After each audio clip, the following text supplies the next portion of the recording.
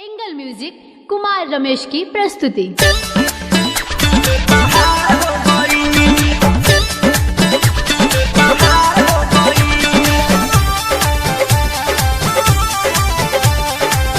आप सुन रहे हैं एंगल म्यूजिक कुमार रमेश की प्रस्तुति।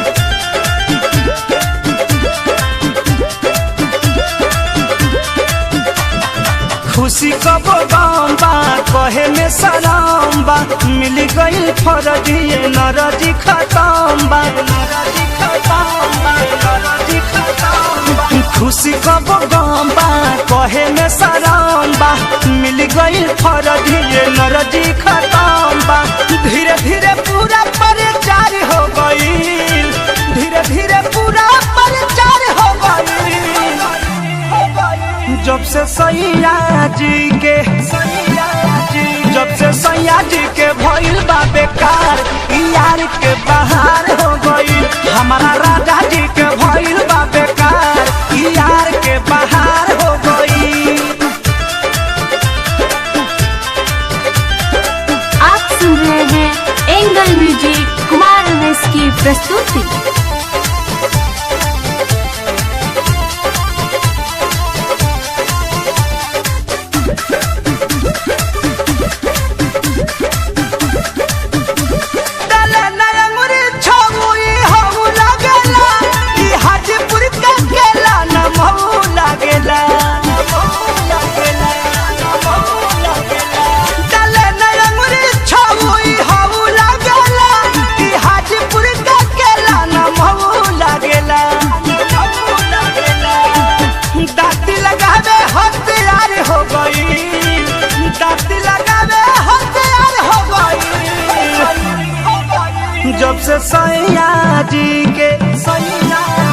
जब से सैया जी के भइल बा बेकार यार के बाहर हो गई जब से रजहू के भइल बा बेकार यार के बाहर हो गई।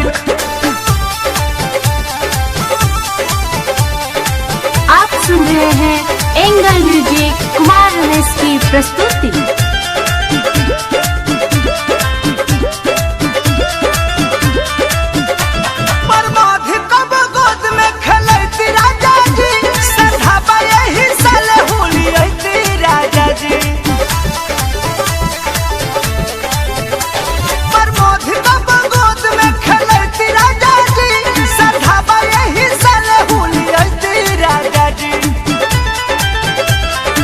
कृष्णा बेदर्दी के सुतार हो गई कृष्णा बेदर्दी के सुतार हो गई जब से बलमो के जब से सोनू के भइल बा बेकार राजीव के बाहर हो गई डॉक्टर पवन के भइल बा बेकार कटिंग के लहार हो गई खुशी कबो गम बा कहे में सलाम बा मिल गई फरजी नरजी खत्म